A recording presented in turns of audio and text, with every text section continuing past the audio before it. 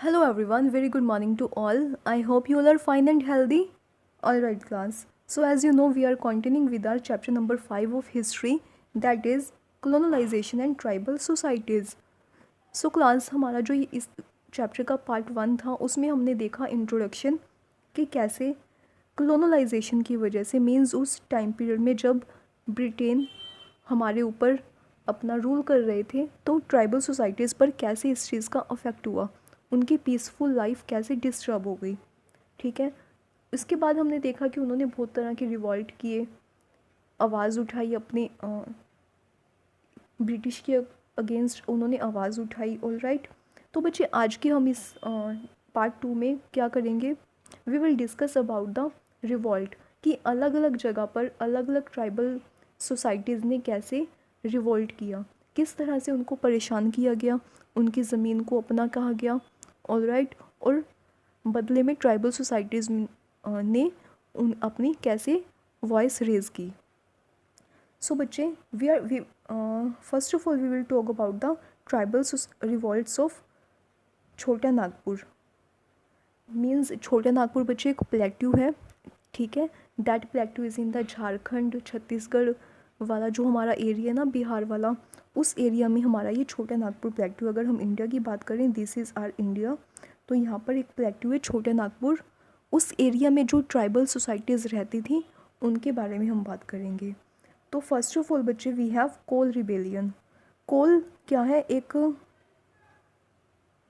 कोल बच्चे क्या है, एक सोसाइटी का नाम है, ट्राइबल सोसाइटी का नाम है, ठीक है, जिसके राजा थे सिंघम।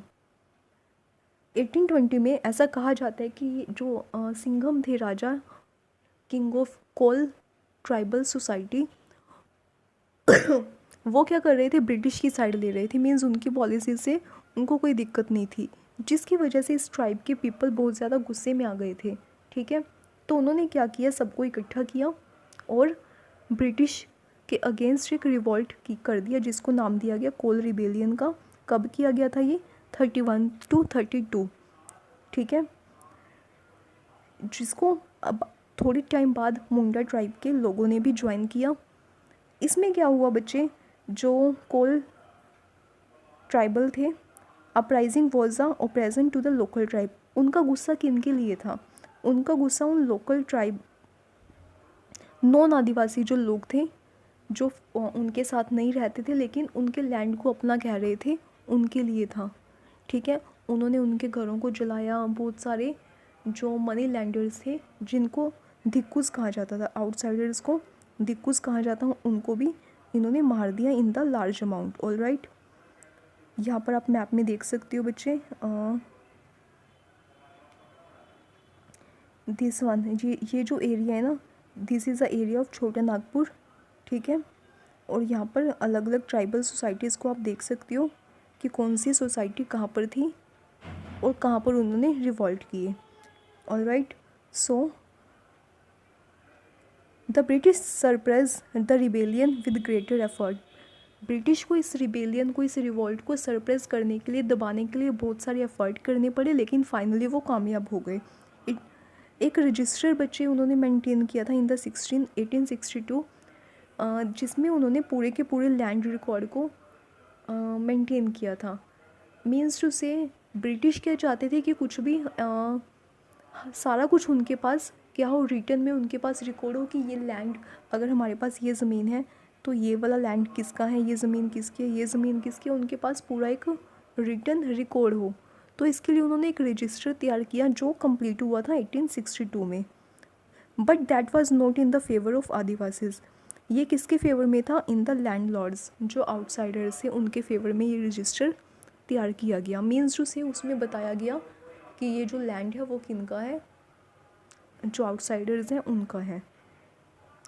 आफ्टर दैट बच्चे Santhal rebellion we have. Santhal rebellion में हमारे पास क्या है, संथाल भी बच्चे एक ट्राइब है ऑफ द झारखंड एरिया। अब यहाँ पर क्या हुआ, after the permanent settlement act जो पास हुआ था 1793 में, ऐसा कहा गया इसमें परमानेंट सेटलमेंट एक्ट में कि जो संथाल का एरिया है जिस पर वो बहुत हज़ारों सालों से रह रहे थे, अब वो उनका नहीं रहा। ठीक है, that was owned by British. अब उनको क्या करना करना पड़ता था ब्रिटिश उनको लैंड देते थे कल्टीवेशन के लिए कि आप क्रॉप्स को ग्रो करिए, और बदले में उनको क्या करना पड़ता था, उनको वो क्या देते थे, रिवेन्यू टैक्स पे करते थे उनको। लेकिन यहाँ पर ही ब्रिटिश की पॉलिसीज़ हैं जो नहीं ख़त्म हुई, वो और भी ज़्यादा उनको परेशान करते गए, जिसकी वजह से लास्ट में संथाल्स ने एक अपराइज़ किया जिसको आज हम संथाल रिबेलियन का नाम देते हैं। इसमें उन्होंने क्या किया, काफ़ी सारे मनी लैंडर्स को मीन्स उन्होंने मना कर दिया कि हम रिवेन्यू नहीं देंगे, ये हमारा लैंड है, आप इसे कैसे वो कर सकती हो, जब्त कर सकती हो, ठीक है। लेकिन उनका रिवोल्ट भी जल्दी ही किन्होंने रिप्रेस कर दिया, ब्रिटिश के द्वारा उनका रिवोल्ट भी सरप्रेस कर दिया गया, उनको भी दबाने की कोशिश की गई। तो ये सब चीज़ें हैं। इसके बाद है बच्चे हमारे पास जो नेक्स्ट टॉपिक है that is Birsa Munda and Munda revolt. Munda एक ट्राइब है जिनके रिवोल्ट को मुंडा रिवोल्ट कहा जाता है। दैट वाज लेड बाय, उनके लीडर कौन थे, उनके लीडर थे बिरसा मुंडा। तो बेटा यहाँ पर क्या है हमारे पास, the revolt of Munda sought to reassert their right as the real power of the soil. Birsa Munda बच्चे क्या है, एक ट्राइब है छोटा नागपुर की ही, उन्होंने भी अपना एक रिवोल्ट किया था, किसके लिए, रियल ऑनरशिप के लिए, कि जो हमारा लैंड है वो हमारा है, ये हमारी सॉइल है, ठीक है। तो एक्सपेल करना चाहा था उन्होंने मिडिल मैन और ब्रिटिश को अपने लैंड से बाय दिस रिवोल्ट। लेकिन 1865 में क्या हुआ, 1865 और 1871 में ब्रिटिश थे जो उन्होंने दो ऐसे एक्ट बनाए जिसकी वजह से वो और ज़्यादा गुस्से में आ गए। कौन कौन से एक्ट थे वो बच्चे, the forest regulation act and the criminal tribes act. इसके अकॉर्डिंग पहले तो क्या कहा गया, फॉरेस्ट रेगुलेशन एक्ट के अंडर ब्रिटिश ने कहा कि जो सारा का सारा फॉरेस्ट लैंड है that is a government land, ये सारा का सारा जो फॉरेस्ट लैंड है इसको डिक्लेयर कर दिया government land according to the forest regulation act, ठीक है। एक एक्ट बनाया और सारे का सारा बच्चे जो पूरे की पूरी ये ट्राइबल सोसाइटीज़ थी सारे के सारे लैंडलेस हो गए। इसके बाद उन्होंने बना दिया क्रिमिनल ट्राइब्स एक्ट। अभी इस एक्ट के बाद सबने प्रोटेस्ट करना था, लेकिन उनके प्रोटेस्ट को रोकने के लिए उन्होंने क्या किया, ट्राइबल एक्ट, एक क्रिमिनल एक्ट बनाया। उसमें क्या कहा गया, जो भी आदिवासी लोग हैं ब्रिटिश के अगेंस्ट जो भी प्रोटेस्ट करेगा वो क्रिमिनल डिक्लेयर कर दिया जाएगा। अब क्रिमिनल अगर कोई डिक्लेयर कर दिया गया है तो उसको अकॉर्डिंगली फिर पुनिशमेंट भी मिलेगी, उसको अरेस्ट कर लिया जाएगा, ठीक है। तो इस तरह से उन्होंने कुछ पॉलिसीज़ कुछ एक्ट बनाए। अब इन एक्ट के क्या हुआ, इन एक्ट का रिज़ल्ट क्या हुआ, कोई भी टिका नहीं, लेकिन और भी ज़्यादा गुस्से में आ गए और ज़्यादा क्या हुए, रिवोल्ट हुए। एक मुंडा रिवोल्ट हुआ जिसको लड़ किया, जिसके लीडर कौन थे, बिरसा मुंडा उसके लीडर थे। यहाँ पर बच्चे आपको कुछ इंट्रोडक्शन दी गई है अबाउट द बिरसा मुंडा, जो एक यंग आदिवासी थे, बॉर्न इन 1875। उन्होंने ब्रिटिश पॉलिसीज़ के अगेंस्ट काफ़ी ज़्यादा एक लंबी लड़ाई लड़ी, ठीक है, ताकि उनको रियल पावर है जो लैंड की वो मिल सके, ऑलराइट। लेकिन यहाँ पर क्या हुआ, उनकी लड़ाई का भी कोई ज़्यादा उनको नहीं मिला।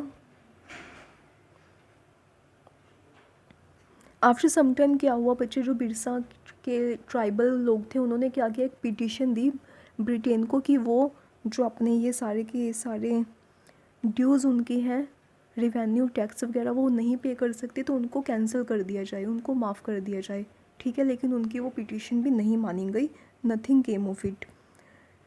बल्कि क्या हुआ, उनसे और ज़्यादा फोर्सफुली रिवेन्यू इकट्ठा करने को कहा गया। लेकिन अब क्या हो रहा था यहाँ पर, Adivasis with their traditional methods of cultivation were unable to produce the amount of crop demanded by the British। जितना क्रॉप का अमाउंट ब्रिटिश उनसे डिमांड कर रहे थे उतना वो नहीं कल्टीवेट कर पा रहे थे। क्यों? क्योंकि जो कल्टीवेशन वो करते थे that is by the old methods, alright. पुराने तरीक़ों से वो अपनी फार्मिंग करते थे जिनसे प्रोडक्शन ज़्यादा नहीं होती थी। तो ब्रिटिश ने क्या किया बच्चे, उनको रिप्लेस कर दिया, that are replaced by the new landlords, ठीक है। मतलब जो उनको के ऊपर फार्मिंग करेंगे उनको भी रिप्लेस कर दिया गया। In some villages adivasis was reduced to their position of farm labourers. अब वो भी अपनी ज़मीन पर बच्चे क्या बन के रह गए, ठेके के मज़दूर बन के रह गए। फिर क्या होना था, अगेन रिवॉल्ट होना था, छोटे छोटे रिवॉल्ट किए गए, अपराइजिंग्स की गई, क्योंकि उनके पास तो कुछ भी नहीं रहा ना अब, ना वो फार्मिंग कर सकते हैं, ना उनकी ज़मीन रही, अब खाएंगे कैसे। तो उन्होंने रिवॉल्ट करने स्टार्ट किए। एक मेथड उन्होंने रिवॉल्ट का यूज़ किया जिसको हम कहते हैं बच्चे गुरिल्ला वॉरफेयर। इसमें क्या होता है, हम सरप्राइजिंगली अटैक करते हैं। मीन्स एक तो होता है ना कि बता के अटैक करना कि हम आप पर अटैक करने वाले हैं, कल हम आप पर अटैक करेंगे। एक होता है सरप्राइजिंगली अटैक कर देना, ठीक है। तो ऐसे उन्होंने मेथड्स यूज़ किए सरप्राइजिंगली अटैक के। इसमें क्या हुआ, बहुत सारे लोग मारे गए, many were killed, many buildings were damaged, ठीक है। लेकिन at the last finally one of his man betrayed Birsa. Finally क्या हुआ, बिरसा ट्राइब के एक इंसान ने उन्हीं को धोखा दे दिया, जिसकी वजह से ब्रिटिश क्या हुए, कामयाब हुए उनको सरप्रेस करने में, उनको दबाने में। And the Birsa Munda was arrested in 1900।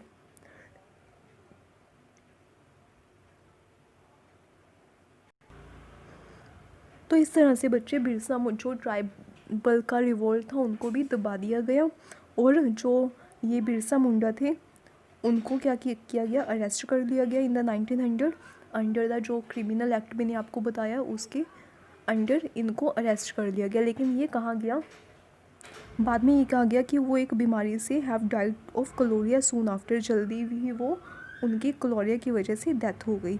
उनका जो लाइफ स्पैन था बिरसा मुंडा का, that is only of 25 years, ठीक है। 25 साल की उम्र में ही उनकी डेथ हो गई। सो बच्चे, this is all the revolt of Chota Nagpur. जो छोटे नागपुर की ट्राइबल सोसाइटी से उनके रिवॉल्ट के बारे में मैंने आपको बताया। In the next video we will discuss about the revolt of north east. जो सोसाइटीज़ हैं नॉर्थ ईस्ट की, जो ट्राइबल सोसाइटीज़ हैं उनके रिवॉल्ट्स के बारे में हम पढ़ेंगे। For now class this all, thank you, have a nice day.